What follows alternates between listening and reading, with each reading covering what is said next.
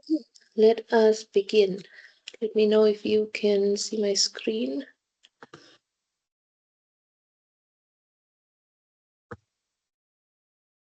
So we're looking at the content guide, something that we're going to do in class, but it's also an activity that you can upload. Activity 1.3, before we actually get into the unit, something to just get your brain juices flowing. Devashti? Thanks, Prof. Prof, I'm not sure if I missed it. I think I was here I was on time for the class, but have we talked about the assessment structure for this module? Not yet. I said I was going to mention it, but yeah, towards the end of this session, I'll explain Okay. to you the assessment structure. Okay, thanks. So what you're going to do is, when I went through the learner guide, I said that there's all these activities that you have to upload, which contributes to your assessment, as well as I will explain how the final assessment works, which is a written and oral exam. Okay, it's just that I'm seeing a lot of activities, and we did have a discussion with the organizing department. I don't know how to say that Okay. differently. That we had some discussions about not having too many activities because of us also kind of navigating our workloads in our in our jobs, and too many activities for the modules. The So there modules. was an Okay. agreement that we were going to reduce the number of activities, but I'm not sure if you were privy to that kind of discussion. Um, Um. so, Yeah. so No. as I'm seeing activity 1.1, 1.2, 1.3, and 5 Okay. Yeah. assessments, I am getting a bit worried because, we're not just doing this module, we're also studying other qualifications and working. So it is quite a bit, but I'm Yeah. sure you'll address it later on. I will address it later on, or maybe in the next session, because I'll have to speak to the division, because I was not aware of the that you guys mentioned about the activities. Yes. I think the guy that helps us with I can't remember his name actually. Maybe somebody else can help. Lorenzo David. Lorenzo. So Yeah. Lorenzo is the guy that you'd want to speak to about these concerns that we raised about too many activities and us managing our workloads and study Okay. um, responsibilities as well. Thank you. I'll speak to him, because, like I said, it wasn't brought to my attention yet. So this is just our first lecture. So yeah. Um, okay. So a lot of the activities we've already done in class. The 1.1 we've already unpacked in class, right? Which we just did now. 1.2, you need to watch the video. And that too, if it's I'll give you feedback on what activities to actually do. It's just watching the video and reflecting on your own way of supervising and using literacy skills. 1.3 now, again, to be done in class, like what we did with 1.1 when we looked at your own experiences as supervisors, taking students through that journey. So 1.3 is looking at two word clouds below, right? Word clouds is where you have a collection of words, and then there are specific words that stand out a lot more than others, because it's words that have come up more prominent in discussions than others. After studying them, think about your own research experience and those of the students whose research you supervise. What is your experience of multimodal literacies? And what do you know about your students' literacies? Which of their strong literacies can be drawn on to support their research project? And could it be to their advantage to work multimodally? To what kind of resources do they need access in order to advance the development of their skills, including multimodal literacies? So this is, like we said, we mentioned the types of literacies. How do you incorporate everything together? How do you assist your students to tap into their multiple skills, literacy skills? All right. So again, drawing on your experiences as supervisors or upcoming supervisors, even if you're a novice supervisor, it's fine. But what is your experience with students that have multimodal literacies? Anyone? So you'll see a lot of the activities we unpack and we talk about it in class because we draw on each other's experiences. Um, anyone? Remember, it's not just writing skills. One of the skills is reading and well, two of the skills reading and writing. It's not just reading and writing. We just mentioned a few skills now. How do you tap into those multimodal literacy skills? And do you know that your students have more than just one literacy skill? And how do they use it in their research projects? How do you as a supervisor help them to use these multiple skills in their projects? Mfundo? Thank you so much, Prof. I don't know whether this is correct, but I know that um, my students, for example, I can say that they utilize multimodal literacies skills or literacy skills in their research. I have noticed that, or I have observed that, especially when we doing the research methodology, when you ask student how data will be collected and how data will be analyzed and where are you going to get the information about this, you are looking at people's reaction on a topical issue in South Africa or in the city. So how are you going to access the information, considering the fact that our research methodology, it limits us in terms of data collection, that we shouldn't use human participation studies due to ethical clearances and etc. So how are you going Yeah. to utilize, how are you going to obtain, how are you going to employ your study? Then I've seen my student being using digital media platforms, for example, to collect and analyze data. Like, for example, there was a student who was looking at how technology, it was basically about kids. Cocomelon, it's about Cocomelon and kids and representation of Cocomelon as parenting those kids. And I was like, how are you going to collect data? Then said, I'm going to use TikTok videos because I've came across with multiple videos, 10 or 15 videos that I'm going to analyze, and I'm going to analyze the people's comments. What is their perception of children who are watching Cocomelon, who are being, because it seems as if Cocomelon is now parenting, is Yes. taking over from being from parents. So I can say that they do use technology, Yes. they do employ digital media, social media platform. And as well, when it comes to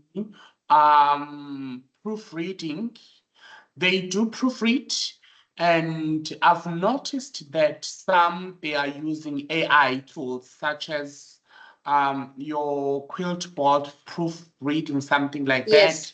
because I take the text and put it on AI to see or to generate it for me or to turn it in to see which AI tools they used They for used, yes. writing. Then because I don't want to just assess them and get the impression that my students are actually good when it comes to academic literacy, reading, and writing. So I also want to make sure that I understand the tools and I tell them how to use those tools efficiently because they tend to violate those tools. Thank you so much. Thank you so much for that. And I see you talking a lot about the digital tools that are out there, and I'm going to touch on that because one of the word clouds prominently shows digital tools and what's out there. Devashri? Thanks, Prof. So I understand multimodal as any kind of resource that would help the students enhance their reading, writing, and comprehension or analytical skills, right?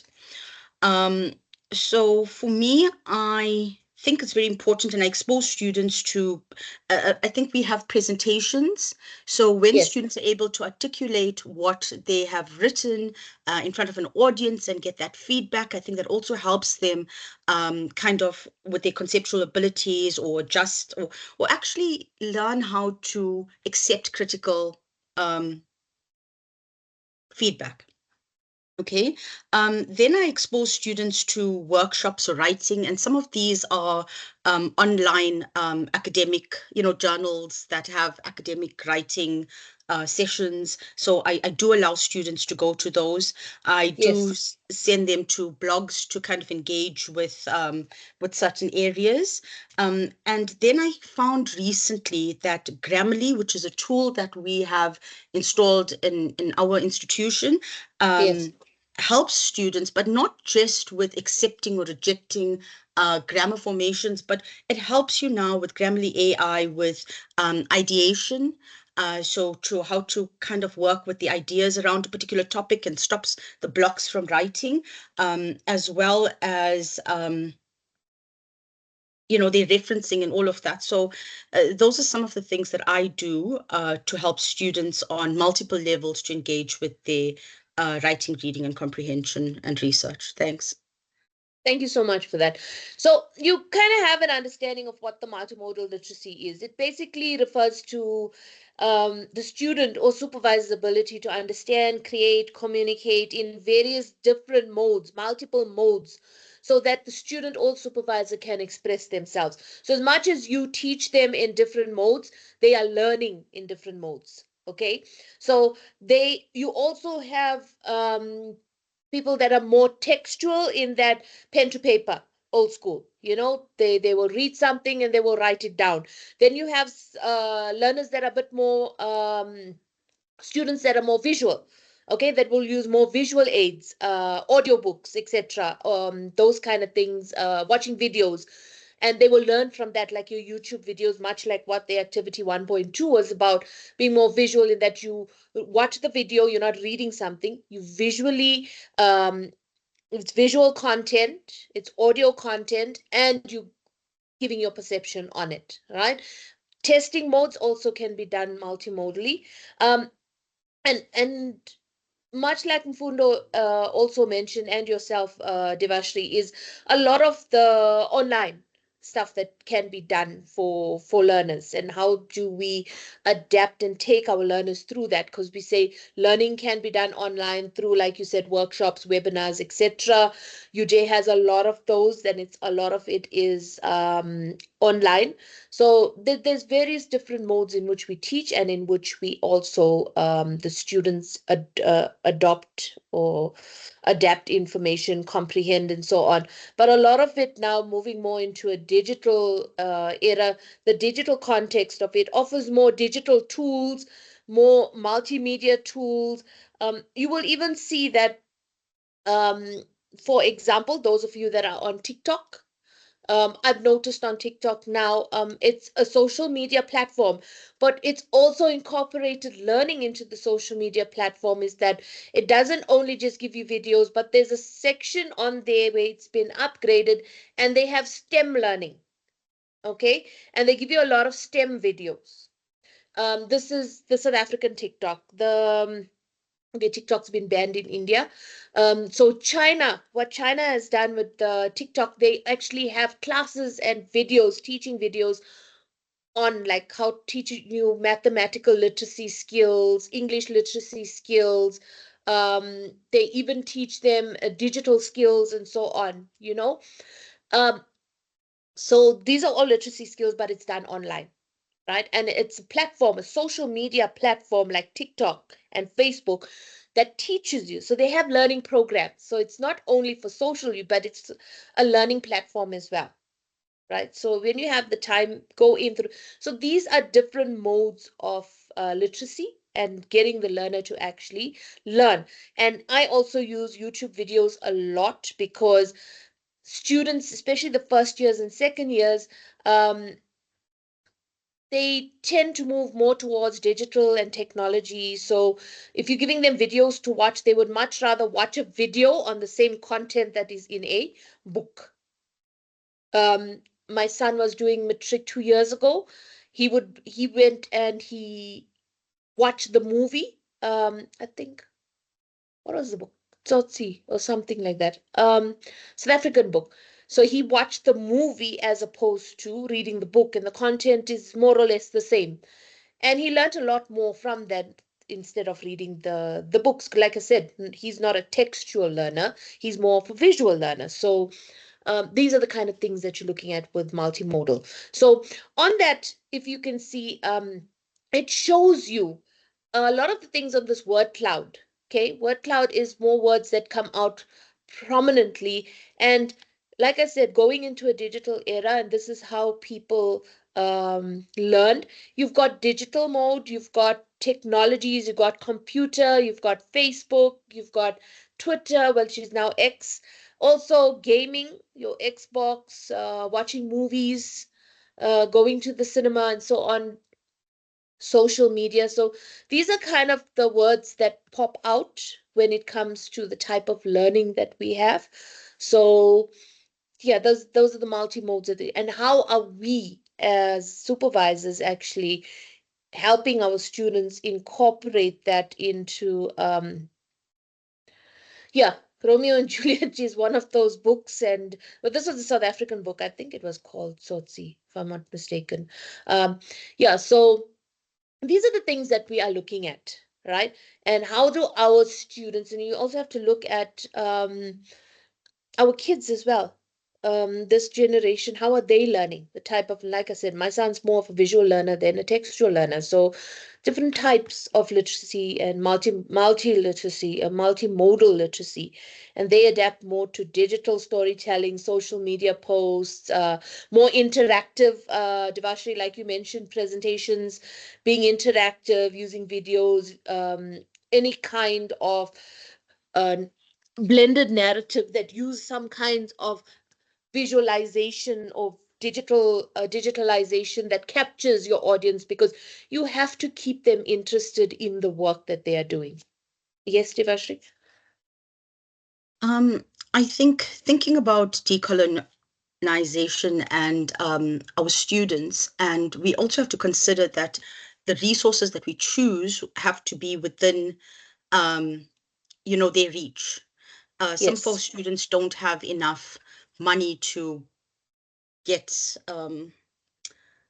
airtime to connect to Wi-Fi to watch these things or do these things. So Yes. we often have to rely and I think navigate using institutional resources and institutional platforms to kind of get them to engage in some of these activities.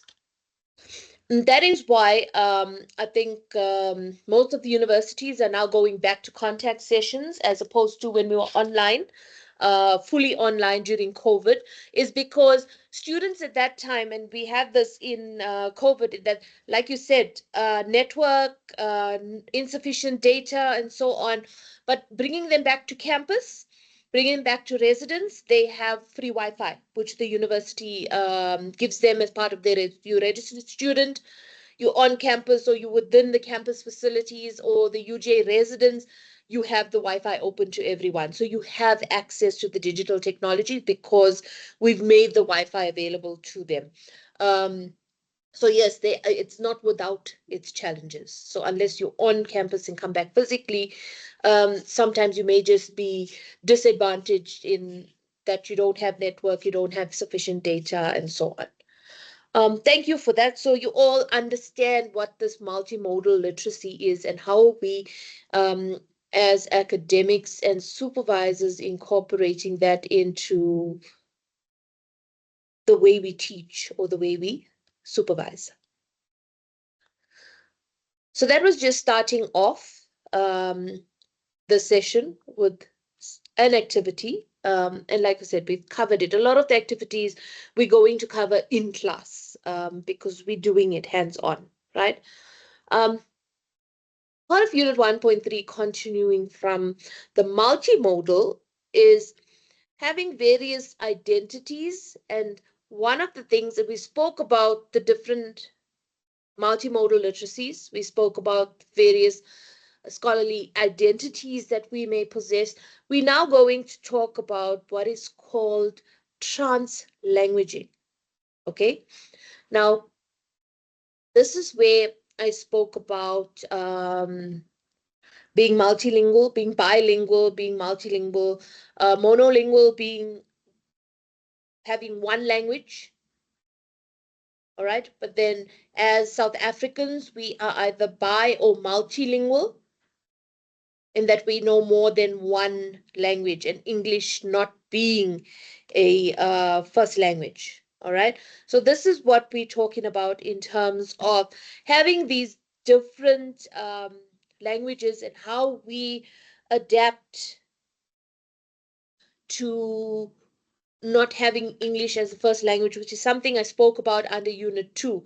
The translanguaging part of it is um, the trans language basically refers to using multiple languages or variety of languages in the way we communicate, and being more fluid in how we communicate. Like we said, are our universities or institutions, even the schools, um, inclusive of the multiple languages that we have? Like we said, if we had to set assessments, it's going to become challenging and complicated in that if we had to set assessments, right?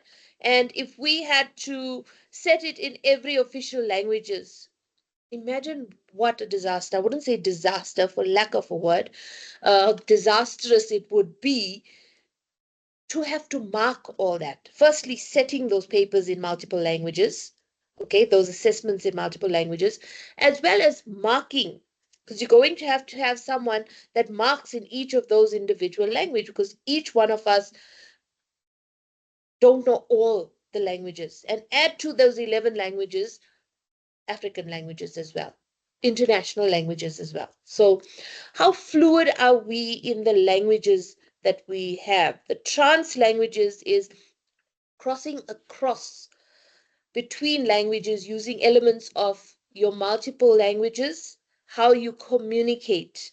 Communication sometimes also becomes an issue in that I work in a department and we have multiple of languages and cultures and so on, right? Well, I work in a faculty that has that.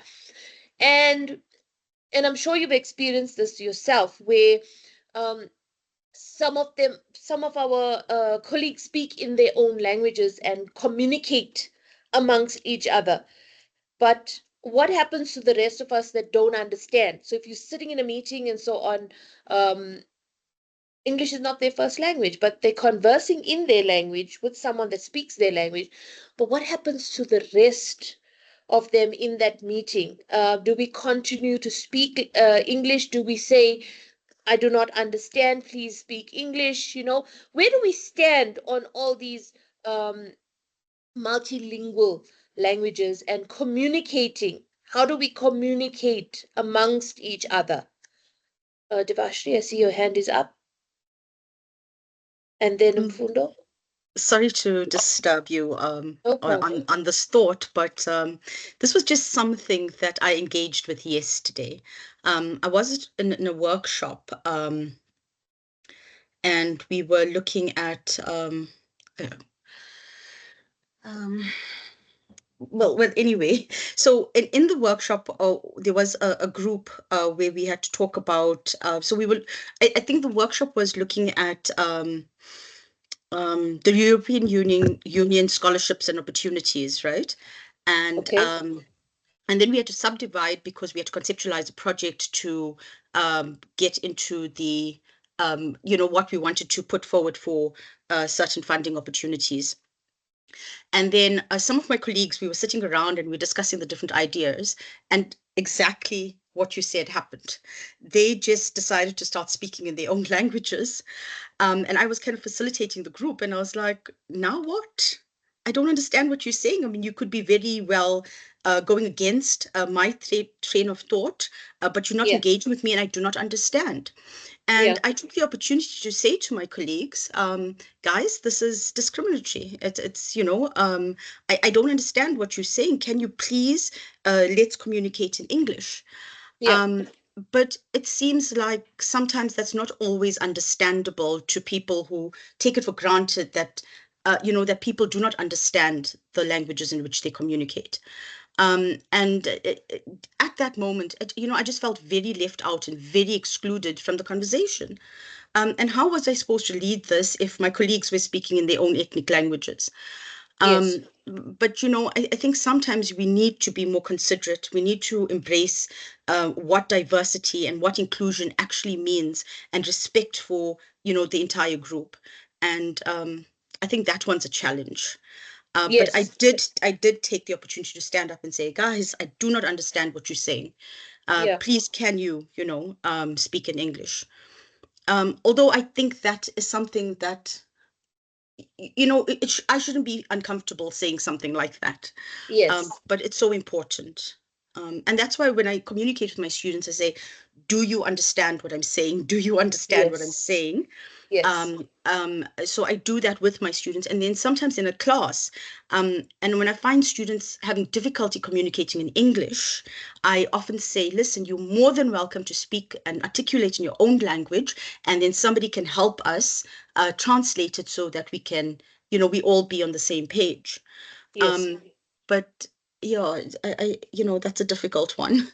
Thanks, Well, Prof. that's why I said it's quite challenging, in that how do we include everyone? How do we make everyone happy, so to speak? As much as we want to go into this decolonized era and we want to address and include multiple languages and so on, but yeah, it becomes difficult. And then also there's talk about assessments also go be not being in English anymore, and it becomes multilingual. And it's who marks it? How do you mark it? How time consuming is it going to be to set it, to mark it, etc.? It's not something that's going to be an easy fix, like, implement it and overnight and it happens. No, it's going to take years before we actually get to that stage of being inclusive and making everyone happy when it comes to the teaching modes, multimodal literacy modes, being multiliterate and so on. Fundo? Thank you, Prof. I think I once engaged with this translanguaging or multilingualism, especially in academic writing. We spoke about, okay, there was a colleague who proposed that, or who encouraged that to encourage students to write and publish articles, for example, masters and PhD. So I think we should now accommodate even other languages like isiXhosa, because the most spoken language, sorry, in the Eastern Cape province is isiXhosa. Then I raised my hand because I was quite curious, although I went to a school where everything was taught in isiZulu. So I raised my hand.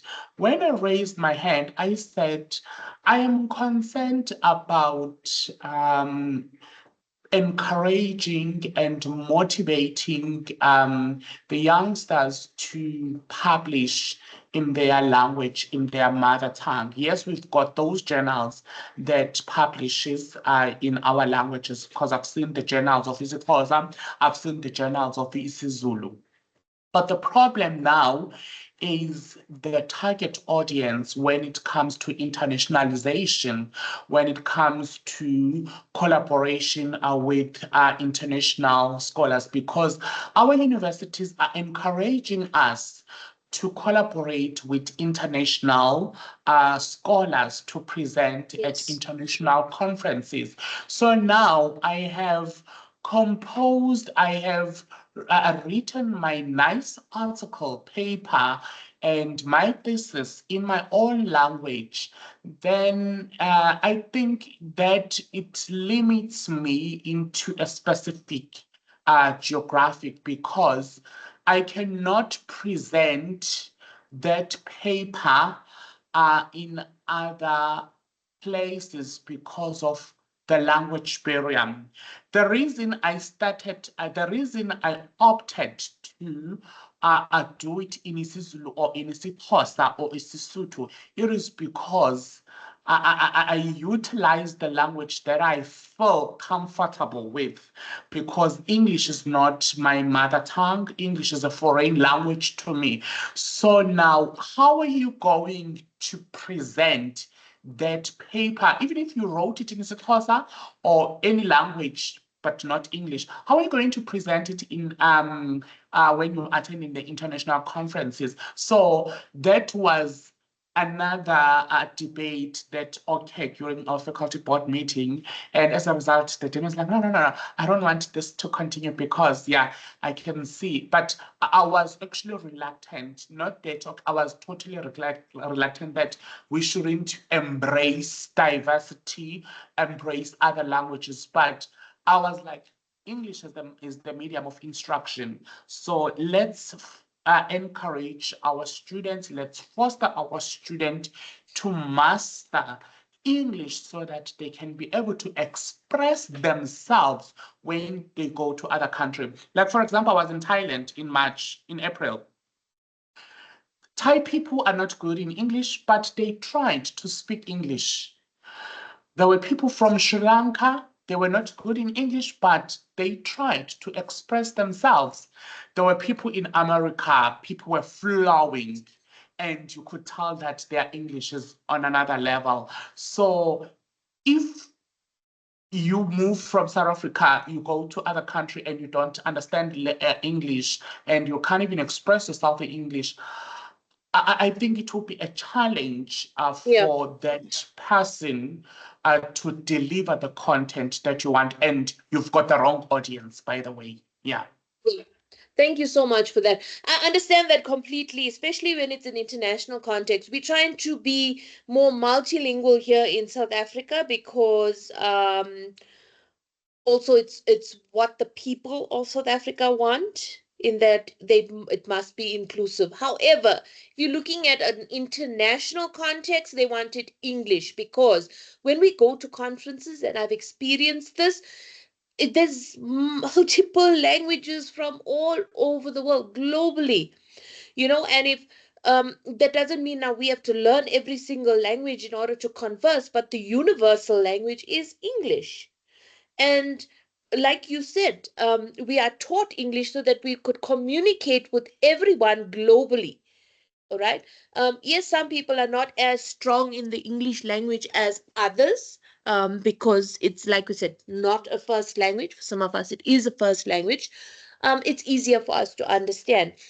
But again, it's more of a cultural thing in South Africa, in that we now need to move culturally towards being inclusive of all the ethnicities and so on, and cultures, and embrace that.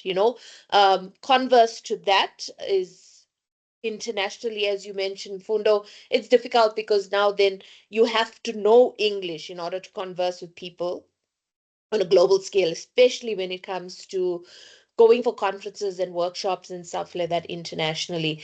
It's not an easy process. Okay, it's something, like I said, that's going to take a long time to adjust.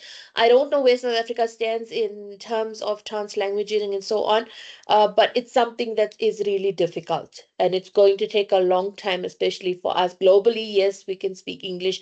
I've been to those international conferences. It was even difficult to communicate, even in English. Everyone tries, like you said, it's very minimal English that they know, but it's enough to get by. Like, hello, how you, asking for directions and so on, giving an order for a meal, basics. If you know basics, it's okay, it's enough to get by.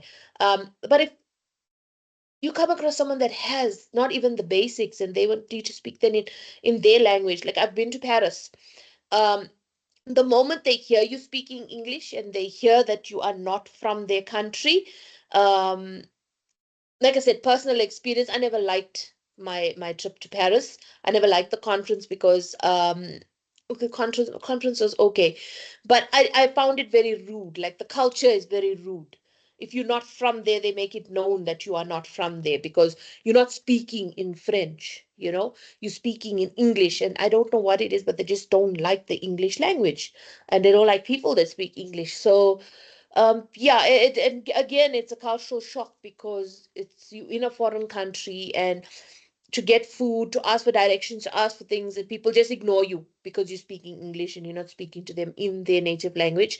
It becomes difficult. Communication barriers. This is why I said communication barriers. So we have that with our students as well. How do we bridge that gap, those communication gaps that we have? All right. Um, so you kind of understand what we actually speaking about. So that was touching on the multimodal delivery as well, and touching on multimodal literacy skills. We looked at translanguaging, and now we also discussed being bilingual, multilingual, um, translanguaging. I'm going to go into code meshing, and being translingual is obviously interlinking different languages that overlap. Okay, because certain languages do overlap and have similar words and stuff in common. So Unit 1.4, so that was Unit 1.3. Unit 1.4 unpacks now more of the translanguaging and the bilingual and multilingual. But before we actually go on to that, something else that I want to touch on, aside from the languages, okay, so the shift from just being monolingual, one language, to multilinguals being multiple languages, how do we deal with students that have disadvantages and disabilities? For example, and when I mean disability, um, hearing impaired, visually impaired. You have learning disabilities, such as myself, not really a disability. I mean, it got me this far. It having ADHD, having what dyslexia. So how do you deal with students coming into the higher education institutions? How do you deal with those students? Because we do have those students in our institutions. Mfundo and then Zamakushle. Thank you, Prof. That's very challenging. That's very challenging, especially when you are dealing with students with different learning abilities. I've got a student who's got a first year, for example. She has got the visual impact. She cannot see uh, what is far away from her.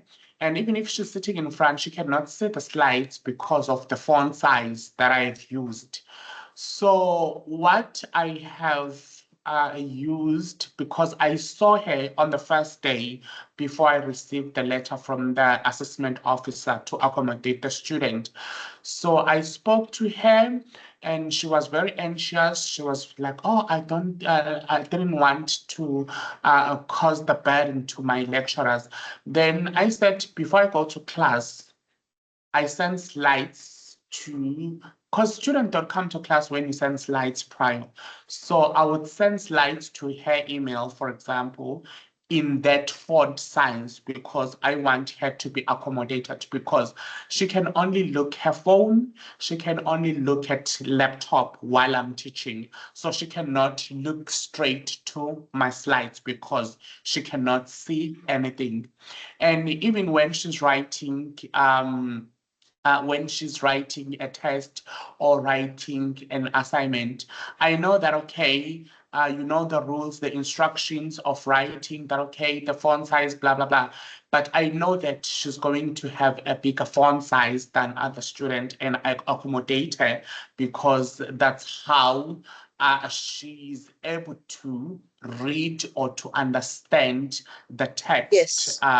So I accommodate him. She can't use a paper and a pen. She has got a problem when it comes to writing. The only thing that she uses is the laptop. So Typing. when yeah, it's typing. So when she's writing a test, she sits with my secretary, and the secretary monitors everything to check that she's not on internet while writing a test. And yes, we are good. We've got a good relationship, and no one is judging her. I even told other lecturers that please accommodate her and make sure that during your test and they are writing a test and there's a class after, make sure that you take her into a separate venue where she gets that extra 20 minutes or extra 30 minutes of time because of that ability, the disability that Abilities. Yeah. she's living with. Yes. Then I have student who cannot, I cannot say he's deaf. He was deaf, but he had like a speech problem, and he, like, the hearing, like, it was difficult. So what I would do, there was those 8 hearings that are arranged with the disability. I got them, and he would use them, and that worked very well when it comes to hearing. But the problem when it comes to speech was a problem because I would recommend him to write so that I share whatever that he wrote with other students, because he was that kind of a student who wanted to engage in class, wanted to participate in class. So I would make sure that, okay, if you want to say something, please write it down. Then I'm going to read it out loud to all students. And yeah, it's challenging. It's challenging, but we are doing, I'm trying by all means to accommodate my students, especially those Yes. who are learning. Yes, yeah, thank you so much. Thank you. Zamakushle, and then I want to add to that.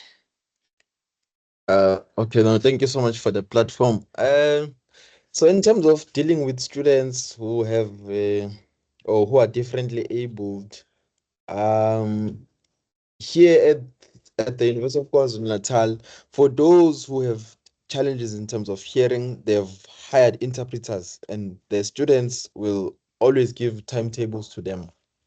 In terms of where they are attending and or what time they are attending, so that they will be able to interpret for them and assist them in terms of Yeah. accessing the content. But then again, if there's a student with a visual impairment, they send their details to the respective lecturer, and the lecturer will recommend them to the disability unit or the student support services division. And what they will do is they will take them to Westville campus, test their eyes, and give them classes as well to use in the lecture when they are attending. But it's quite difficult even then with someone who has sensitivity challenges, because Yes. the projection is still a challenge to see the font, to access the content. But in particular, I see that we still have a challenge of ensuring that students have cogent pathways of accessing knowledge and content and curricula in the postgraduate pedagogy, because it's a one-on-one type of session where it's just the Yes, supervisor and the student. Now, how do you assist that student in that space? I yes. understand with attending, but then when you are supervising at a postgraduate level, I think there's still a gap there. We haven't There's a challenge actually, there. yeah, we haven't responded to that, and I think it's one of the things that we still need to do around that, because we cannot leave student at just at an undergraduate level saying that they've accessed knowledge. A student identity is transitional. It moves from undergrad to postgraduate level. Yes. Even then, at that level, they still need to access knowledge in a most successful way, by the way, because they are fee paying clients. We need to give them the essential service that they are here for. So I think we still have a challenge there in the postgraduate level. Yes. Thank you Yeah. so much for that.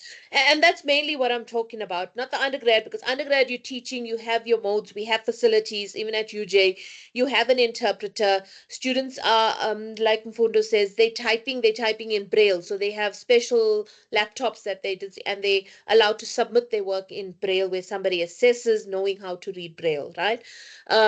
So that's for the visually impaired. And then you have hearing impaired, like you said, you've got translators. Oh, by the way, ASL, which is sign language, has become one of the official languages now of South Africa, if you were not aware.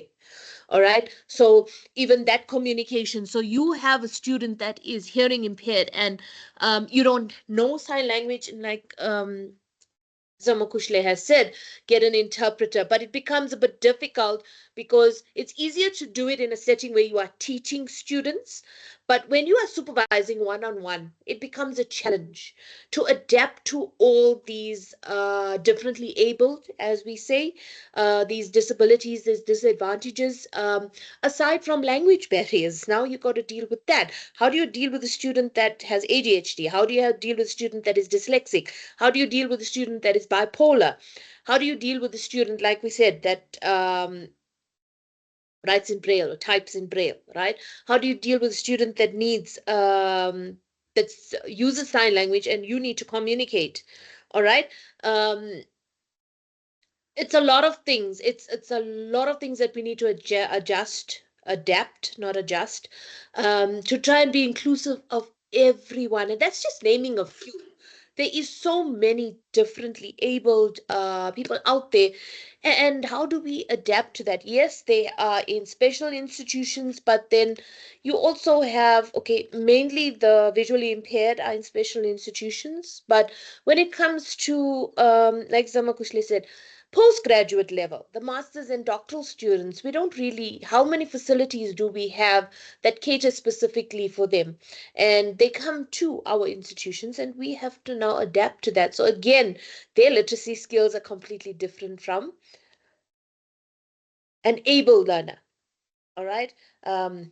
It's not differently able. So yes, these are things that we have to think about. And this is where, when we say translanguaging, it's not only the language that we speak, but how do we adapt to all these various aspects and abilities that your students have, or lack of abilities that your students have. Everyone with me? All understand? So it's not just bridging the gap with languages, but there's so many different other complexities that we have to deal with in this environment, right? In the South African environment, leave alone the international environment. Okay, moving on. So we've touched on the translanguaging, the multilanguaging, etc. I want to look at what is called code meshing.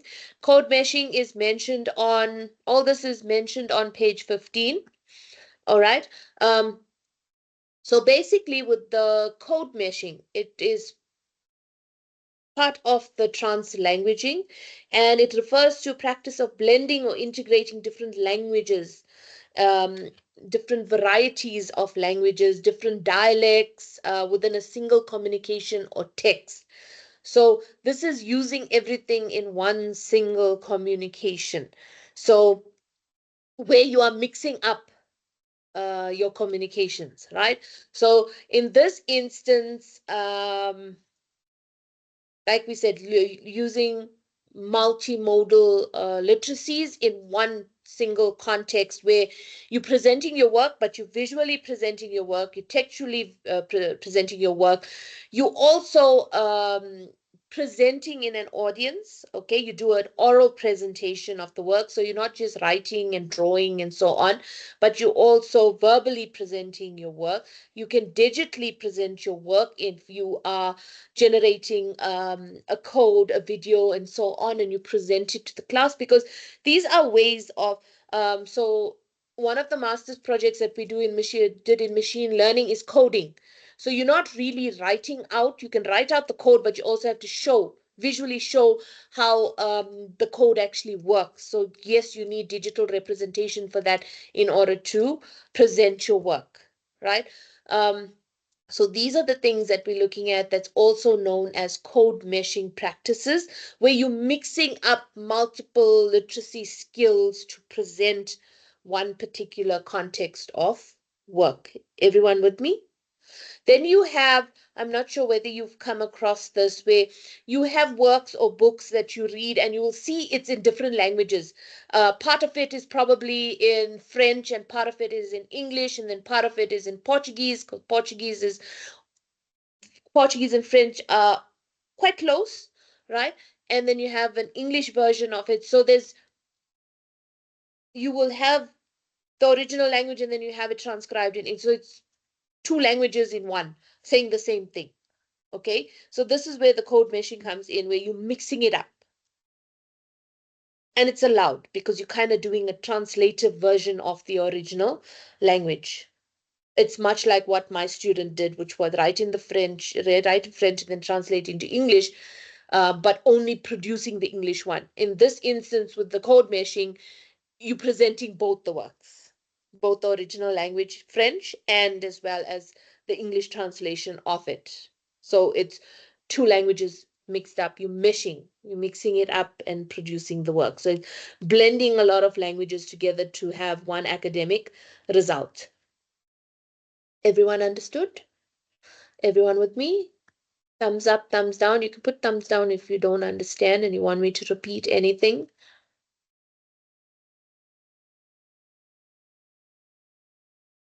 Okay, and then it goes on to giving you examples of what can be done. You can read up on activity 1.4. There is an activity, but also bear in mind that the assignments are actually more important than the activities. So Devashri, you did ask about the assessments and so on. So you have it in your learner guide that there are assignments that lead up to your final assessment. And those are actually more important because it is allocated a mark and a weighting. All right. So that is after activity 1.4. 1.4 is basically, as we discussed now, how do you engage your students on the whole translanguaging? How do you engage them in terms of multiple languages that they use? How do you engage them in code meshing, mixing it up? Also, how do you engage students that are differently abled and have different teachings, learning abilities? And also, one of the things I want to mention to you, if you see my slides, you'll see that it is white on orange, right? Some of it is black on orange and some of it is white on orange. Lindiwe, I acknowledge you. So what happens is you also have students, again, visually impaired, that are colorblind and can only see certain colors. So when you are presenting to them or they presenting their work, so even if I had to present to a group of my postgraduate students, I have to think about colorblind and what backgrounds and what colors you can use for those visually impaired students so that they are able to read the presentations. Even reading any kind of documents, we generally use black against white. It's a white background, white sheet, and black writing. So typing in different colors, we must be careful about that when giving notes and uh, doing project plans and so on. Lindiwe? Okay, hi, Prof. So a quick one regarding what you've just said about the Yes. activities and assignments. So does it mean Yes. activities are not counting for marks? No, we're doing it in class because I'm doing it with you as we go along. Yeah. Okay. Your assignments, as per the learner guide, you will see that there's marks allocated Okay. to it. Okay. Thank you. No problem. Any other questions? To be clear then, does it mean if I do not do the activities and just focus on my assignments, I'm going to be okay? Yes, you will be fine. Don't stress. Okay. But we're going to set up links for all the assignments. So as we finish each unit, then there's an assignment attached to each unit. I And we're think almost done with engaging, unit 1. yeah, you know, engaging in the activities in terms of writing our comments, experiences, opinions, it does contribute to engaged learning. It keeps us focused on the learning area. And you know, I encourage everybody, and I'm going to definitely comment on the activities. But if it's not going to be for marks, then I wouldn't put in that much As effort much into effort. it. Yes. But I would put an effort into my assignment. So, you know, we just needed some clarity about that. No, most definitely. I understand. That is why you'll notice that I'm doing the activity with you. I'm getting you to interact. Perfect. So Perfect. what Thank you. we've been doing all this while was, except the video, which was 1.2, we've done all the activities in class already now. Okay. So then just for the assessment, then we just focus on the assignments. Yeah, the links will be put up for all the assignments. Thank you. Thank you. That's most important. The one for marks is most important, but the activities, you can do it. It gives you more of an understanding, but like I said, learning from each other as opposed to doing it on your own. We're doing it in class and we draw from each other's experiences, because a lot of it is how would you do this, how would you help your student do this. So everyone's giving their own perspective on it. All right, I hope you're all good.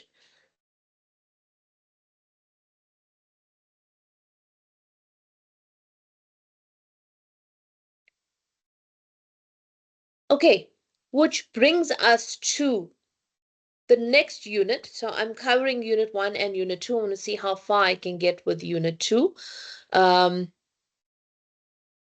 Just tell me which screen. I'm on multiple screens here, so I'm not sure which screen I am on. I want to take you through assignment 1. Can you see the screen that We says could. assignment 1? Now we can't. We could see the presentation before, but now it's gone. No, not the PowerPoint. Oh. The screen says assignment 1. Can you see that? Not yet. Nothing showing. No. We're just looking at the people. Now we can. Now we can. Yeah. Okay, so this is what's important, right? As per your learner guide, and then you have marks allocated to this. Each one has a weighting of 20%, which is important. So assignment 1, which is based on unit 1. So before we even go to unit 2, write a short reflective essay, 1,000 to 1,200 words, giving your response to what you have read about on one or more of the following. Okay. Conceptualization of academic literacies, that was unit 1.1. Then you have critical literacy, which was 1.1, 1.2, multimodal literacies, which was 1.2, 1.3, academic literacies and scholarly identities. We're going to unpack a lot more of the scholarly identity. So that was 1.1. Multilingual literacies, we just did with translanguaging in 1.4. In the essay, you could choose to do one or more of the following, but are not restricted to these suggestions. All right.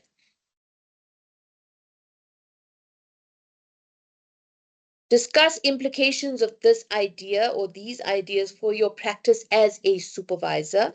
So basically, as a supervisor, how would you conceptualize academic literacies? How would you incorporate multimodal literacies in your supervision?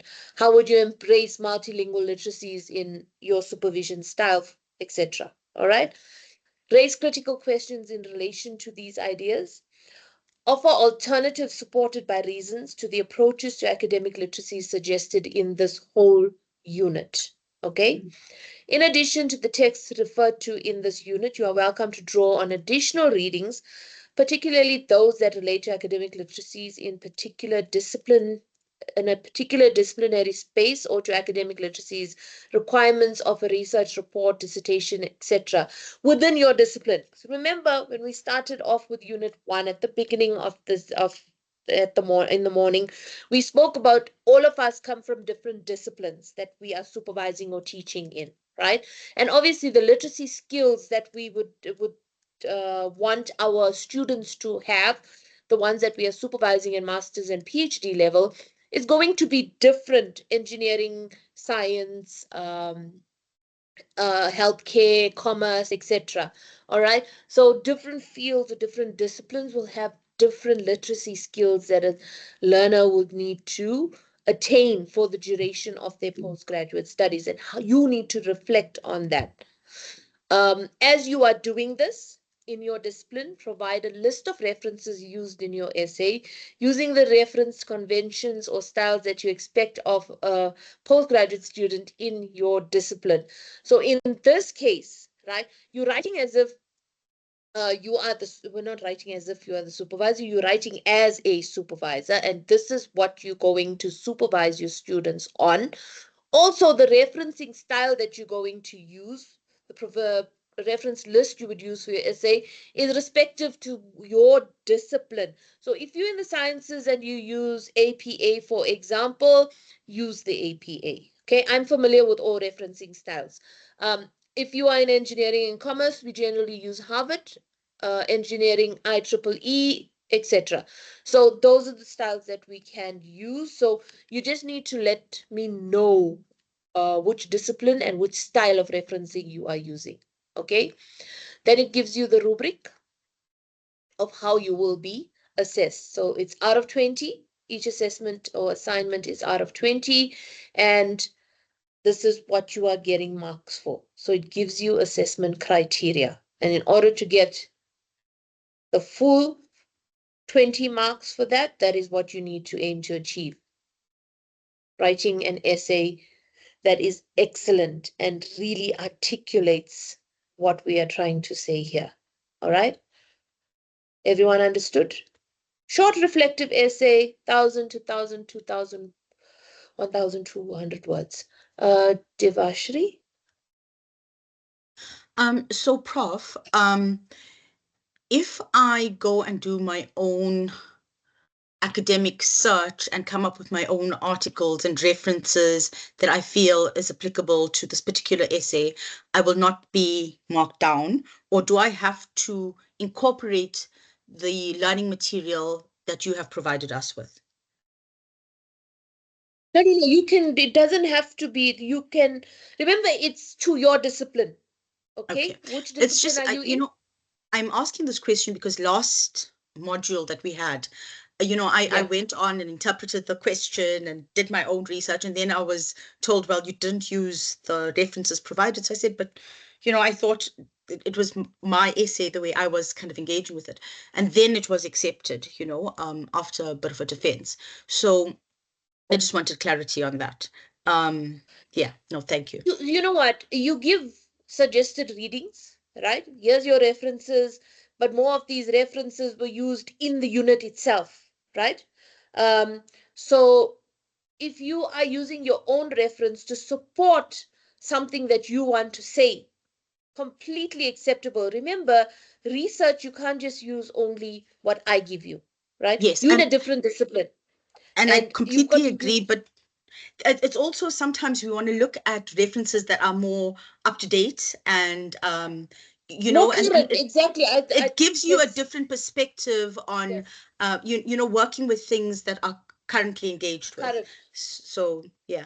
Because some of the references that are given to you here, but just remember what's here is, I don't know, different people teach differently. I come from a very strong research background at the moment. So even the modules I teach are all research based. So it's more about your perception and then you linking the reference that you have. So long as you link it to what you are saying and it makes sense and it's within your discipline. Because what I would use as a reference for engineering, right? I'm an engineer, so I'm an engineering background, would be different from your discipline. Which discipline are you in,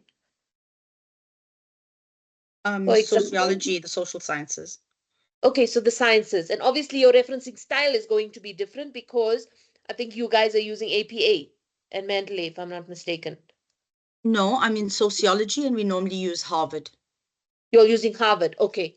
So, well, the generic is always the Harvard referencing, but like I said, there's different referencing styles. I know for the medical field and stuff like that, they're very strict on using APA. Engineering, they're very strict on using IEEE. So, yeah. Um, no, you're open to interpretation. And that is why I said it's your own style and you as a supervisor. So draw on your individual capacity as a supervisor. All right, everyone good? It further goes on to telling you that you can, aside from the rubric, you can write in more than one language to include multimodal representation in your essay, much like we've learned. Know that your facilitator's first language is English. I have a second and third language, which obviously, and I don't know, the only other language I know is Zulu. So speak it, cannot read it. So if you all don't mind writing in English, please, so it makes it easier for me to mark. A multimodal, like I said, doesn't have to be multilingual. Um, different modes is perfectly acceptable. Don't confuse the two, okay? You can put diagrams, you can put however you want to represent your work, but again, reference the diagrams that you're using unless it's diagrams that you've drawn on your own. All good? Everyone okay with that? Assignment 1, will you manage? I'll put up links. Okay, so we can move on. Thank you very much. I'm back on the slides, so let me know unit 2 on the slides if you can see it.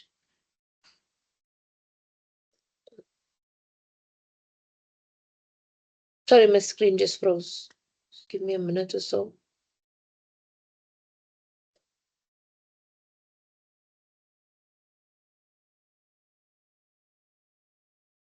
Are we good?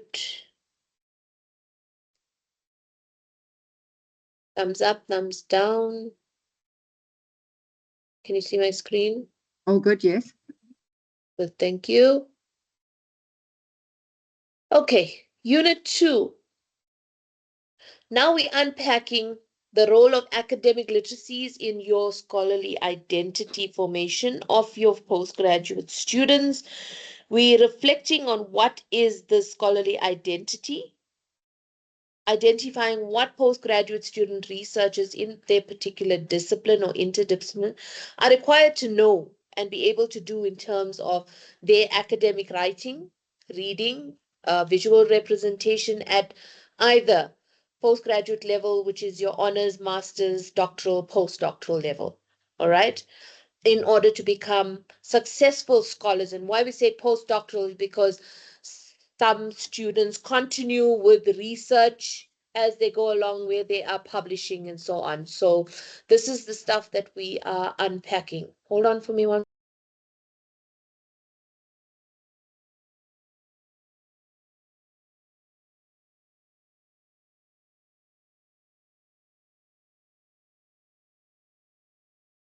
All right, so looking at how do we now teach or supervise our students, all right, on these literacies. So let's unpack the scholarly identity. What is the scholarly identity that we mentioned? Um, can anyone remember, or can anyone provide a definition of what is the scholarly identity that we spoke about? Having various different identities? Anyone?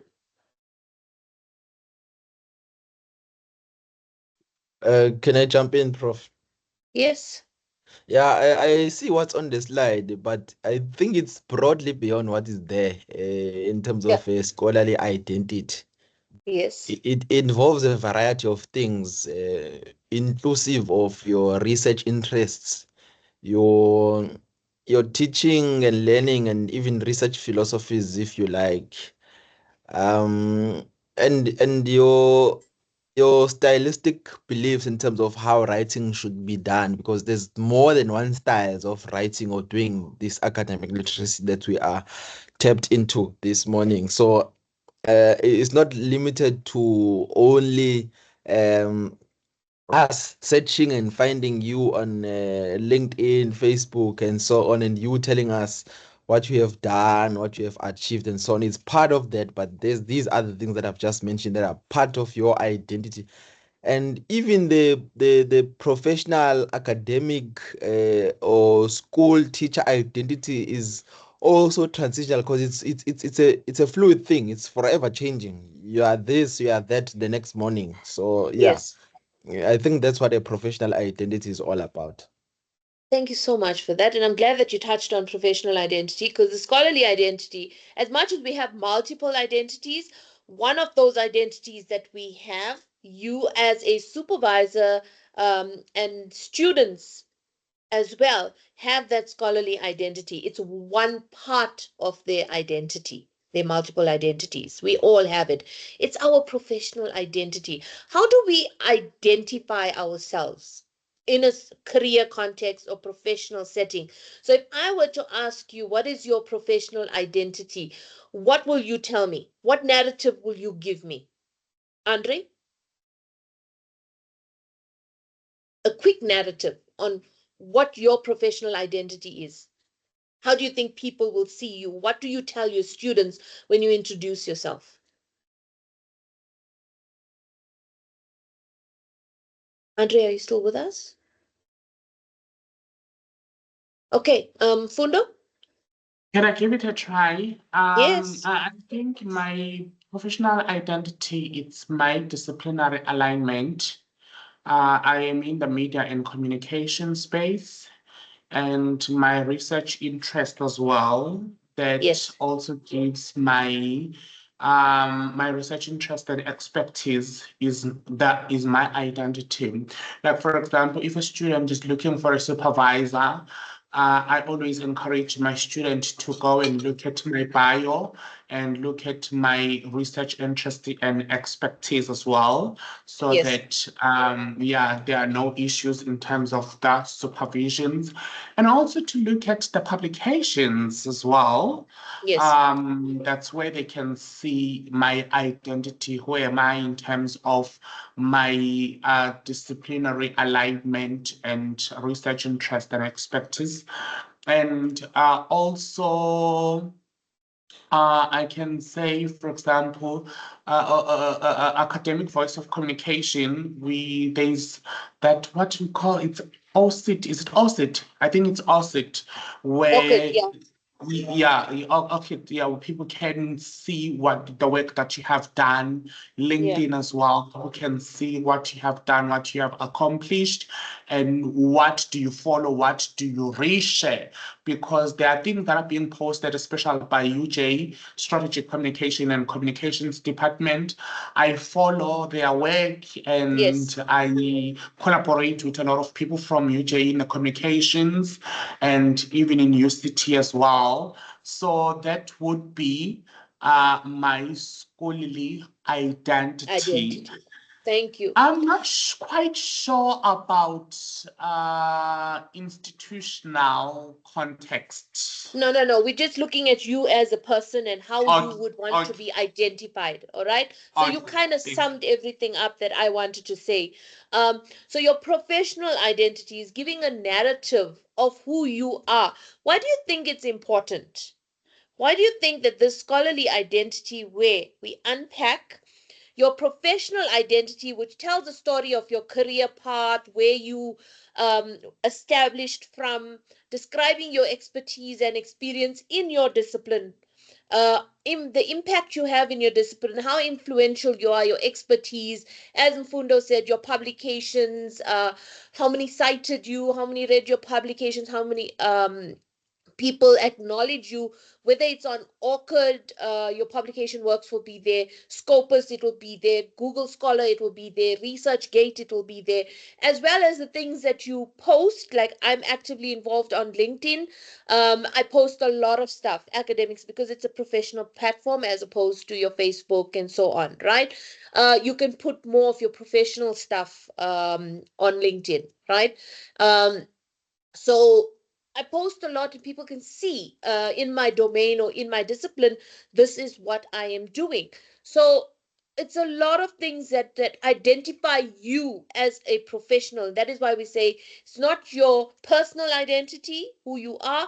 It is who you associate yourself as a professional, as an academic, and how you want people to see you in terms of who's your peers, who you network with, who you collaborate with, your reputation, your impact in that discipline, your expertise, your experience. Why is that so important to have the scholarly identity? Anyone? Why is this so important? Anyone? This professional identity. Anyone? Lindiwe? Prof, I think based on what you've just said, scholarly identity is what all of us, probably even on this platform, most people in academia strive to become, as most of the, we know the institutions are focused on the ROUs, you know. So it provides us with the ability to maybe say we can also claim, you as a scholar, you can claim authority through your own research, your writing, when you present. Also, if you have like that, I think Mfundo mentioned a professional identity, which is can be very closely linked with your scholarly identity. Yes. Which we build from the point where we are student, when we start learning about literacies in academia, then you start participating meaningfully into the academic sector. So I think for me, it's all about ownership and showing that you are confident and you are engaging in your discipline. And it also, I think, links a lot to the norms of that discipline, because whatever you are writing on should always be linked back to where you work as a professional. On LinkedIn, yeah, if you post the same things, obviously you will also connect to people that have the same interests as you. Thank you so much for that. Absolutely. And why we're touching on this as well is it's important in terms of expertise and experience, because in our faculty, our procedure is when a student applies for either a master's or a PhD, we have to look at experience and expertise of the supervisor in that particular field. Okay, so my specialty is quality engineering. So I'm going to take students that have a quality background. Okay, and students will generally ask for me or request for me as a supervisor because of my expertise in that particular discipline. So you can't just supervise any and every student that comes in. It has to go in with that identity and how you are being portrayed and described. Because remember, even before the student comes to you or comes to the university and requests a specific supervisor, or even when they are allocated a supervisor, because we do supervisor allocation as well. Um, but we give the student the opportunity first to request. If they do not, then one is allocated to them according to expertise and experience. The student actually goes, my students actually go and look at your profile. They will look at your scopus, they will look at they will even Google you, they will look at your to see your expertise in specific fields and everything, and now whether you're going to be a good fit to supervise them and so on. So this is, like I said, when people look at you as a professional and at your professional identity, these are the things that they're going to pick up in terms of, I want the supervisor because of XYZ. right? And that is why the scholarly identity is very important in matching your expertise to the skill set of the student and vice versa. Okay, everyone with me? So it doesn't just stop as a singular aspect and a narrative of who we are and how do we tell our story of, where we began, where we ended up. The reason why it says it's plural and not singular, because your identity is not only your professional or academic identity. Remember, we mentioned multiple identities, and we said that we in different settings we have different identities. So you have your professional identity, then you have your personal identity, who you are at home, in your community, etc. All right, so it's not just singular. Then it says it's identified as not fixed. It is always information, because you are always evolving and forming, and as you grow and as you mature, your personalities and your identity is going to change. And you also advance in terms of professional development. You advancing all the time. As an academic, you're progressing, you're improving, you're enhancing all your skills. So you information, you forming, you transform at every stage. Identities are continually being made and remade in and as an action, because like we said, you information, you developing, continually improving on your skills and expertise. So you're not just stuck in one mode, but you ever changing and transformative. All right, identities and their performance are discursively formed, which is true, because like we say, enhancing on our skills at every stage of our development. Everyone with me? So that is why the this scholarly identity is in here as unit 2.1, is because it's important, especially when matching you with your students, because they can be sometimes a mismatch. I'm not talking about clash of personalities and so on. I'm talking about in terms of the skill set of both the student and the supervisor. And this is where you end up with issues and clashing with your students, because they didn't get the right supervisor allocated to them at that time. Thumbs up, thumbs down, everyone good?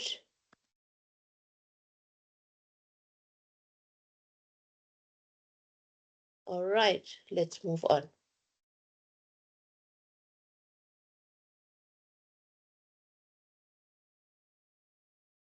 Um, when you enter research space for the first time, so again, all activities will be done now in class. Um, let's look at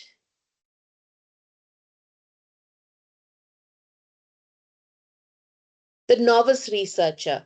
Where do you think novice research begins? Anyone? You have to start off somewhere. So where does a novice researcher begin? At what level do you think a student becomes this novice researcher? At what stage did you become a novice researcher?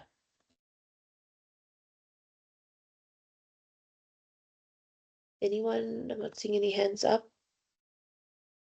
Novice meaning you're a beginner. Okay. So at what stage, for those of you that were in the process of being supervised and now are supervisors yourself, what stage in the process, at what level do students become a novice researcher? Lindy,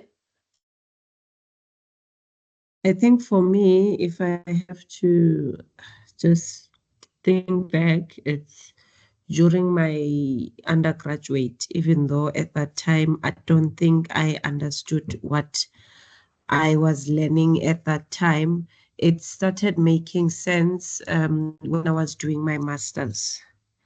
Because even with my master's, I look back and think, yeah, here I was really novice. I was just starting to grasp even the small ideas, just differentiating between qual and quan. It started making sense during that time. Yeah, I think when you are a PhD, maybe someone can say they are novice, but PhD, by that time you need to really be have an idea what you are writing about, know your topic, know when someone is talking about a gap, what are they talking about? When Yes. someone mentions something that is research related, you are able to have input. Yeah, I think maybe when I was still doing my master's. All right. Thank you so much for that. Anyone? Okay. So Mfundo and then Devashri. I think I will concur with Lindiwe. It starts at undergrad. I would say undergrad, for example, in first or second year, where you are being given an essay or assignment, and the instructions are telling you that you are required to conduct a research, go to an organization of your own choice, for example, in our Yes. discipline, where we go to an organization and you interview the communications journalist, and you find out more information from them, and that's the starting point, because you actually think of the approach. How are you going to approach this assignment, and how are you going to start your introduction? And we're being encouraged to use various sources. Referencing was a foreign word for us at undergrad, where we are being told that to use Harvard method style of referencing, because you have to submit this on Turnitin and etc. Although we were not even familiar with the use of technology back then. That was the arrival of BTEC. I'm exposing my age now. That was the arrival of Blackboard back then. So yeah, I think it started undergrad. Then BTEC, BTEC, we had research as well. I was a novice researcher, because now they were exposing us into research, introduction to research methodology, where we were being able to differentiate between qualitative and quantitative and mixed methods Yes. research. Then they would tell us your desktop research, your human participation, data collection, and discourse analysis, and etc. Then at honors as well, you are still a novice research, because there are some areas that you need to improve in terms of research, especially for data analysis, because now you need to collect and you analyze data, and you start applying for research ethics. I remember I did my honors at UJ, and we did your research ethics, and we applied for research ethics. So still back then, yeah, we were not familiar with the research ethics. Then at master's level, now you start being, as much as you work under the supervision of, your supervisor, but still you are a novice researcher, because there are areas where you are still lacking, where I was still lacking in terms of research, because even when I converted my thesis into my book chapters and conference proceeding papers, I had to get but I had to get help from my supervisor. I had to be coached by my supervisor, to be monitored by my supervisor in terms of converting thesis into papers, because the format is totally different. So I think those are the stages where you become a novice researcher. Yeah, for me. Yeah. At PhD, you can work independently. Yeah. Don't go to PhD just yet. Okay. So Mfundo kind of took my lecture away from me. Devashri, before I continue. Well, I guess it's the same as my colleagues. I think research starts at the undergraduate, although it seems very unconscious at the time. Because when we are doing our assignments, we are doing our literature reviews, and scoping reviews. Yes. But at third year, I think that's where I really got kicked off in terms of the whole process of research, because we had to do group research projects under the supervision of, academics in our department. And that's where we got to kind of engage with the different elements and the practical elements of doing it. Yeah, thanks, Prof. Thank you so much for that. So, you guys have unpacked it quite nicely. Like I said, y'all took my lecture away from me. So, novice obviously starting off, and it starts as early as your first and second year, right? You don't realize it, like Devasha said, it's unconscious in that first and second year, you don't realize when you're doing an assignment, you're given a question and you need to report on that assignment, and or even if you're given a case study, you still have to do the research, right? Gather information, and report back on that. All that is part of research. We haven't at that stage. I remember when I was in my first year, yes, we did assignments, but we weren't taught about referencing, putting in these references, the referencing styles. We were only taught that collect information and report on it as part of your assignment. You're given a specific topic or case study, etc.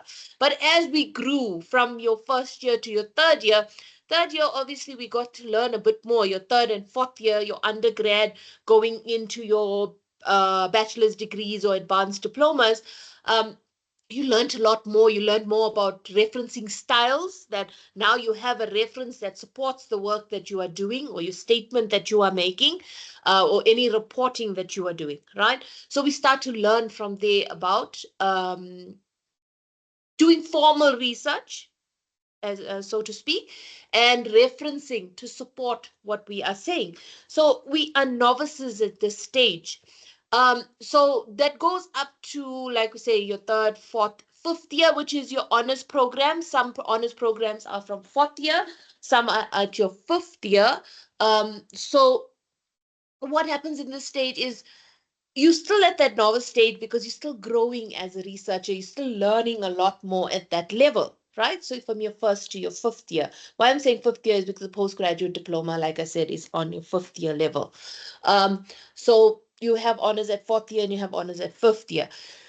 Now, you guys have mentioned, and I said, don't unpack the PhD part of it yet. Then you starting off novice, you beginning at that level.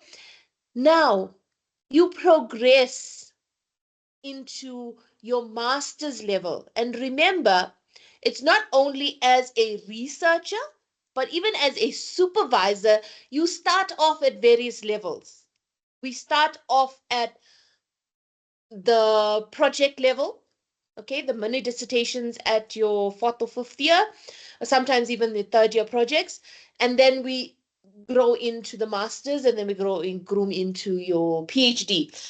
The masters we call the middle child.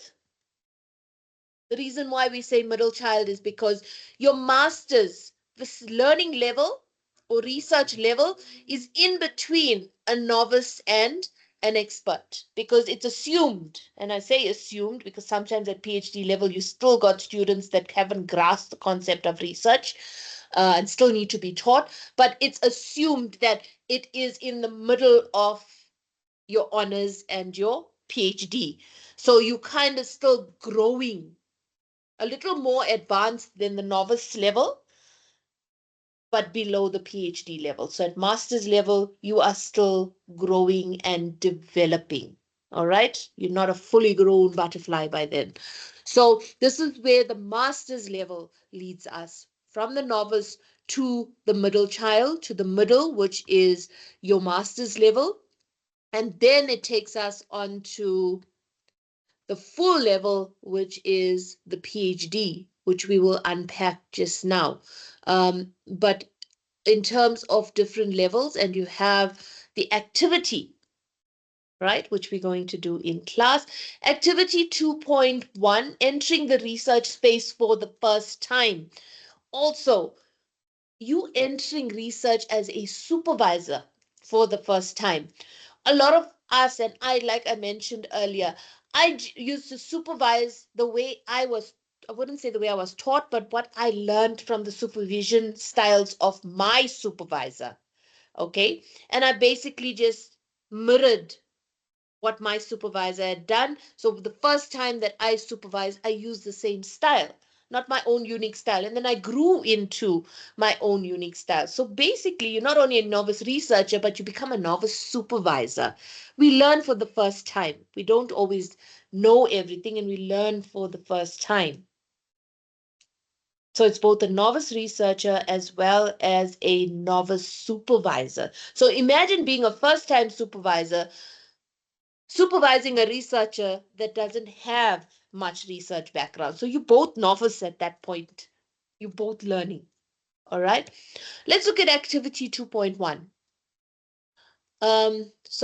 Okay, this you need to read. So I just want to, can we go on to Dixon? Or is it 2.2? Sorry, one moment for me. My screen seems to be jumping all over the place. So let's skip activity 2.1 because you need to read what that extract is and then answer the questions based on that. 2.2 then states, write one paragraph in which you make suggestions for how your honors students as novice researchers can be supported. Put yourself in those shoes. You were a novice researcher once. Now you are a supervisor that needs to tell your honors students, doing full research for the first time with references, teaching them reference styles. How would you now tell them they can be supported? How would you, as a supervisor, support their development as a novice researcher? Anyone?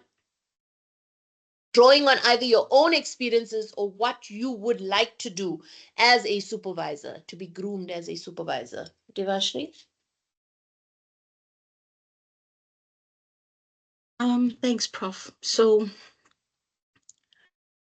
yeah.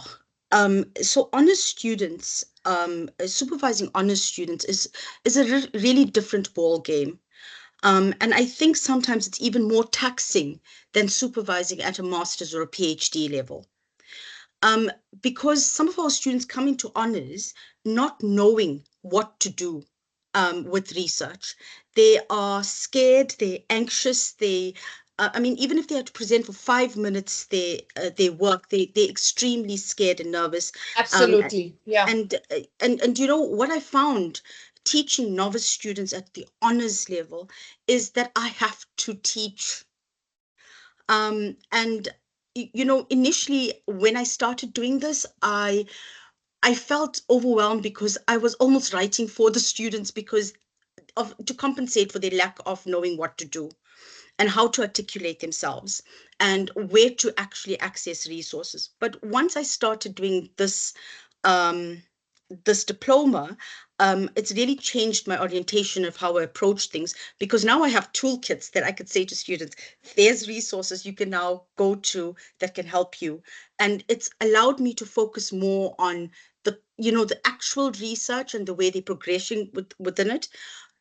But it's really difficult if you do not have the skills that we've learned in this diploma to supervise at the honors level. Um, and yeah, it just really tears you apart as a person because I found that I was writing a lot for them to meet the deadlines and, you know, to get to the next level, and was disadvantaging the student from actually building their own skills and capabilities to go forward. So now it's a different ball game. But yeah, that's what I want to say. Thank you so much for that. I can actually relate to that in that I lecture honors students, the postgrad diploma students in my qualification. And there's 82 of them in that class. So you must know it's one person facilitating all 82 students that are doing a mini dissertation, right? Um, so what I found is how I supported them because again, novice researchers, basic background to absolutely no background at all in research and research styles. As you said, you found yourself kind of like writing for them. I had to teach from scratch how to write an introduction, how to do a problem statement, how to reference, how to formulate objectives. I was teaching them everything from scratch. And I found myself over the years falling behind on the syllabus of what and their projects being completed in time because, and I always ask for extensions for submission of final results because it's a continuous assessment module. It's a project that they have to do. It became difficult.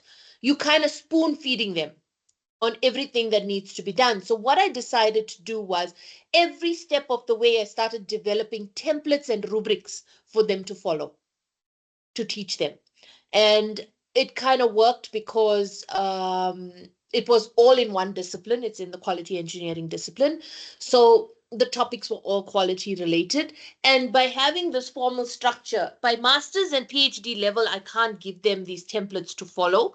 Um, because like we said, multimodal literacies, they going to present their way, their work in different ways, how they write, how they do diagrams and so on. But with the honor students, it was, like you said, difficult. But by doing this, forming my own, developing my own templates and stuff like that, it started helping them. And by the time they came to, and they also, same students would pass and now register for, they apply for their masters, and some even finish their PhDs with me, following those rubrics. And still adding their own flair to it, you know, their own voice. But also with honors, because of spoon feeding, giving them templates, it wasn't really their voice, and also became a bit harder because they just followed that structure and template that I gave them, followed those headings, and that was it. But it was kind of like a disservice as well. How do you handle um, students that don't have that background? That's when the academic writing center also came in, that they taught them how to write a proposal, you teach them how to do literature review. There's a lot of resources. So this is what the activity is all about. How do you as a supervisor support those novice researchers, especially at honors level? Okay, because you can't do a master's unless you have that honors level background. Anyone else care to weigh in? Give us an example of what you do to support your students.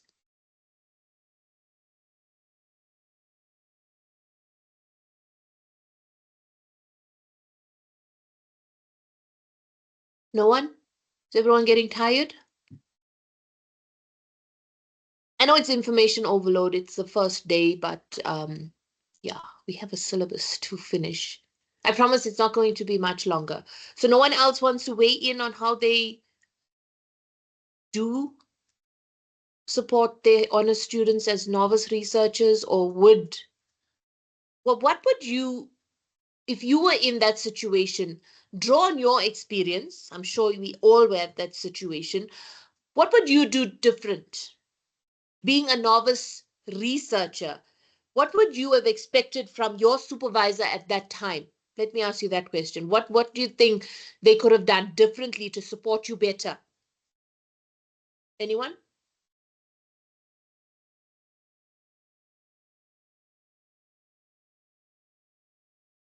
And using those skills, you will then now impart that onto your students that you are supervising. But as a student, how do you think you could have been supervised better or supported better as a novice? Can I say something, Prof? Yes, I think for me, the one thing that was missing at that time was detailed feedback. You know, the feedback you give to your undergraduate students, it cannot be the same as how you structure feedback for someone with masters or someone with PhD. yeah, At that level, you need detailed feedback. That's one. And also maybe some guide into what they can read, where they can get that information. Whereas with the others, you will just give feedback and say, try finding reading on the following. But yeah, with undergraduate, you would actually maybe provide things such as links, the exact reading, where they can go, videos to watch, yes. to assist their writing. Yeah, I think for me, that was what was missing. Even though I did my honors also a long time ago, I won't say. But these are ways in which you have now, you've been experiencing that, so you would improve and do better as a supervisor to help those students, because you know the struggle that you went through. You know the how you had to start from the beginning. Now you know what your students are going through. And always Yes. draw on your own personal experience, because this is what I went through, this is what I had to deal with, and these are some of the things that lacked that could have helped me now if I look back. And that helps you improve and become a better supervisor, and you can support your students better by learning from things that were lacking in the past of how you were supervised, right? um, if you have not been through that supervision process, you can draw on experiences now and still learn how to improve. Like we said, you always in formation, right? You forever developing and enhancing your skills. And these are ways in which we can improve in the various levels. Okay. Fundo, quick one, and then we need to move to the master's level. I think I will resonate with what Lindy was said. Feedback, constructive feedback.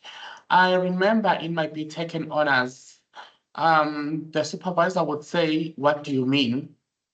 And I've already stated my statement. If you're asking me a question, what do I mean? What do you want to achieve? And so, or just a question mark, then I'm a novice researcher and I'm new in the research methodology. I so wish the supervisor could have provided constructive feedback and comprehensive feedback. What do I mean? Write a short, I know that feedback is overwhelming. Yeah, I know. Yes. But just write a short sentence that, okay, what do you mean by this? What do you want to achieve by stating this? Because if you say this, you won't be able to get A, B, and C, and D. So referrals as well. Go and find journal. Go and find article. What I do, for example, if I give a comment to my student at honors level, then they are doing a research about this. Okay, it's me. They were, let's say, talking about participatory theory or technological appropriation. Then I'm going to, for example, download 2, 3 articles and say, can you please go through these articles? They've got the theory or the conceptual framework that you are using. Then I do assist my student instead of restructuring their sentences that, okay, you could have approach this in this way instead of doing this. So I think that feedback itself, it assists students in terms of knowing what is expected in. And I did ask my student who graduated a master's. I was like, okay, but that was my former honors student. I supervised at honors. Then at master's, it was someone else. It's like, how was your Yeah. master's? It's like, yeah, my master's was not quite difficult, was not quite that bad due to your support that you gave me at honors level. And it was just a matter of following and adhering to my supervisor's instruction. But other than that, I had the knowledge and I had to apply the knowledge that was offered by my supervisor. So yeah, those are the things that I came across with as a student and what I am doing as a supervisor. As a supervisor. Thank you so much for that insight. So you can see, drawing on your own experiences as a student yourself, as a supervisor, and what knowledge you can impart on your students that you are supervising at this level. Right. So we haven't even unpacked at the master's level what can be done. So, what do you think are the challenges that these novice researchers are faced with?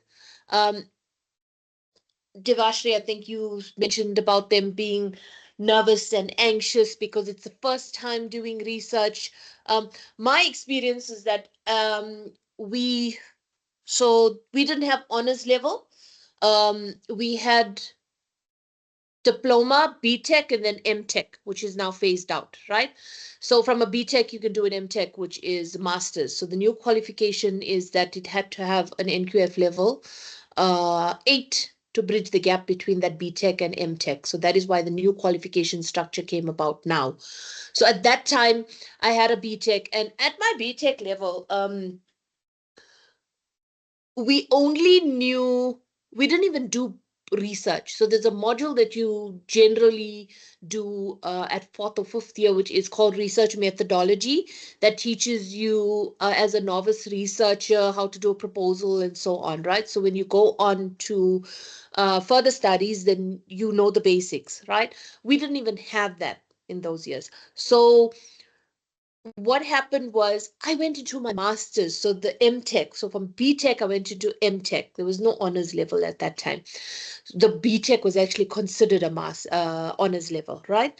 So I went into the master's, and if I tell you completely blinded, now this is where I say novice, in that I didn't even know referencing, but you're doing a master's qualification. Now, masters in this age or this era, students already know how to reference and stuff like that. But with the old qualification structure, it was very difficult. I didn't know. Now, I am novice, right? Not, yeah, just starting from scratch, where you need to teach me how to do a problem statement, you need to teach me how to do referencing, etc. Right? I had a supervisor who was a novice herself because I was her first student that she was supervising. So I'm new, she's new, and we clashed like you wouldn't believe, you know.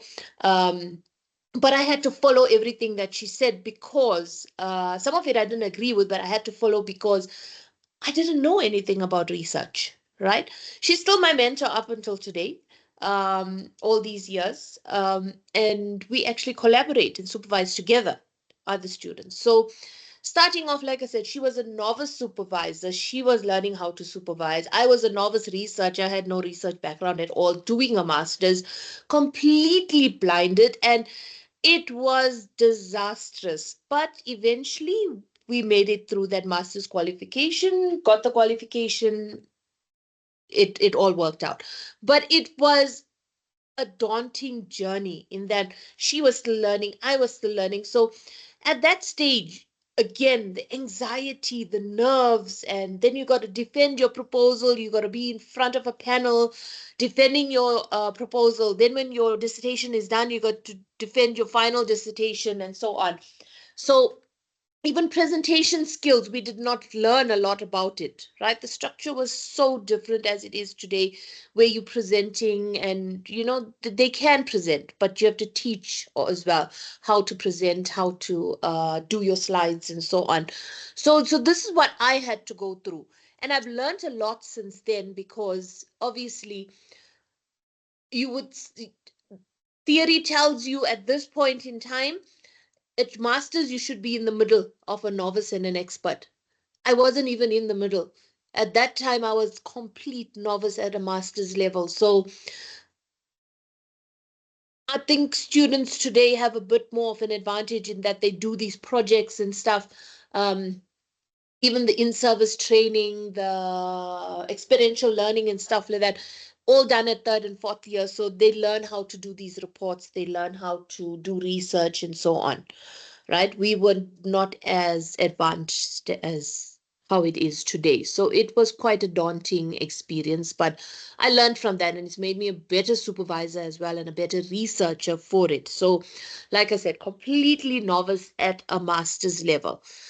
What were the challenges, or what are some of the challenges that we get aside from this anxiety and the nervousness, right? Some of the things that are challenging to students, and if we don't get it right as supervisors, is the style of writing, right? That is what this whole module is about, the academic literacy. Do we know how to write? And in what language are we writing? As well as, do we know how to write in the particular discipline? So, on page 25, if you can follow in your notes, I'm going to put it up on screen. Takes you to a few cases. I just want to do the first one. You can read the second one on your own. So the first case tells us, can you see my screen first of all? Page 25, if you're following in the content guide. We can't see your screen. Not yet, okay. Follow on page 25 if you lose my screen. So the challenges of entering this new linguistic, this new discipline, this new way of doing things, okay? So this is about two students that have already established themselves. They have a scholarly identity in that they thought they could write, they knew how to do research and so on, but it became a culture shock to them when they had to change from one institution in Africa to South African institution. Okay, so let's read what is there. Emmanuel Sipomana has published his reflections on the culture shock of moving from successful completion of an honors degree in Rwanda, for which he read and wrote in French, to beginning his master's in administration studies at a South African university in English. So already the language barrier. All right. So he says, during my undergrad years, I was never initiated into academic literacy in any specific or systematic way. Nevertheless, in my final year, I was expected to do research and to write a research report. This was the first time I had been expected to deliver an assignment using academic writing. I relied on what my predecessors had done. Most of my peers had written in a descriptive way, and I too took this route. So he didn't have any research background, so he basically looked at what his peers and what supervisors were telling him to do. For me, knowing a concept or a theory meant being able to summarize, explain, or reproduce it, usually without analyzing or expressing my own opinion about it. And we know in research, we add our own voice, which is our own opinion about something that we are expressing. I was not familiar with approaching issues from different and sometimes conflicting perspectives, creating a debate or constructing an argument using other people's ideas, and this is where you reference from other authors. In short, I was educated using the banking approach, which is described by Freire.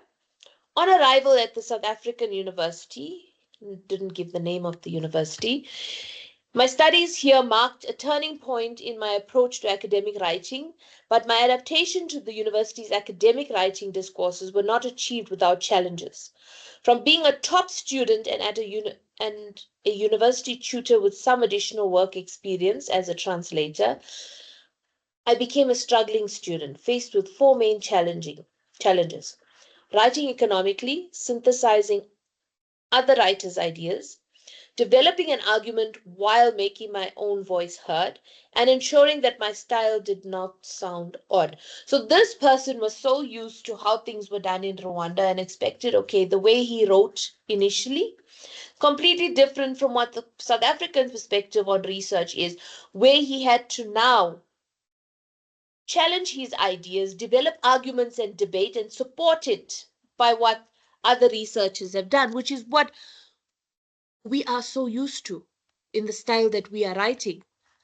But how are we taught to do this with the skills that we have? Writing economically was a challenge because up to the point in my academic career, I had been rewarded for writing as much as I could. I recall one of my lecturers stating that the bigger the piece of the writing is, the more ideas it contains. And the phrase is not less than so many words was common in essay writing. I therefore cultivated a habit of striving to write extensively and exhaustively. So basically, we tell students, so his writing was write as much as you can, put out as much ideas as you can. However, we learn as researchers to be direct and to the point and support what you are writing with evidence of other studies that have been done, right? And we are told, and I also tell my students that you write too much, it then becomes unnecessary, irrelevant stuff that you are putting into your work. It's not quantity, it's the quality of the work that you are doing. But here is the opposite, where he learned that you write more. All right. So completely different from South African context, where we look at direct to the point. Related to this challenge was the difficulty of synthesizing ideas of other scholars. Instead of producing a concise summary of ideas, I would want to provide their extended expositions. Cutting the work down was a challenge because I thought deleting some of the important ideas would compromise the quality of my work. Fortunately, my supervisor and I established a relationship in which we were able to negotiate what to delete and what to retain. Thus, I would sometimes retain some of the things that my supervisor wanted deleted and reduce my anxiety about losing any of the precious ideas. Conversely, I sometimes reluctantly let go of chunks of my text and was left feeling that something important had been lost. Most of the time, my supervisor would allow me the final choice. I would also allow my students the final choice of what to remove and what to keep, because at the end of the day, like I would say with the honor students, there's 82 of them and there's 82 different ideas and topics that are coming out, right? And you need to give them the opportunity to express themselves however they want to express themselves. And they know the research better than you know the research because they're conducting it. Okay, we have students that are employed, and one of the requirements of the qualification that you should have 2 years minimum working experience because you conduct the research. It's experiential learning. You conduct the research in the organization that you are working in. And obviously, they would know their processes and procedures more than I would because I'm not working there. They know what they want to improve, etc.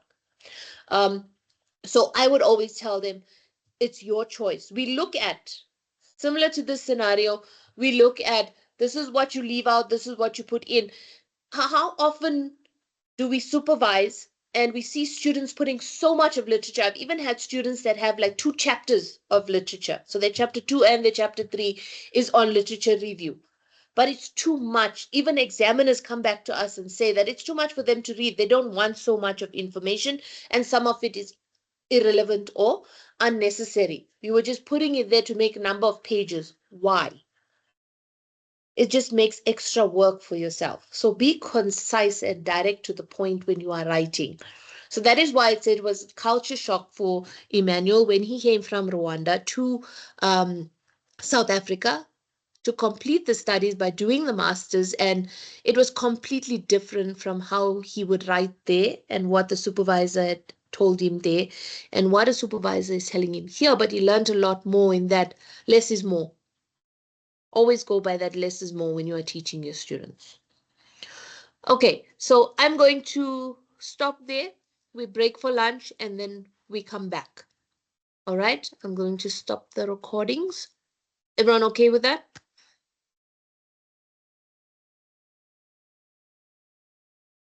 You're happy. Come back at 1:30, right? Yes. Okay, perfect. Thank you. Thank you.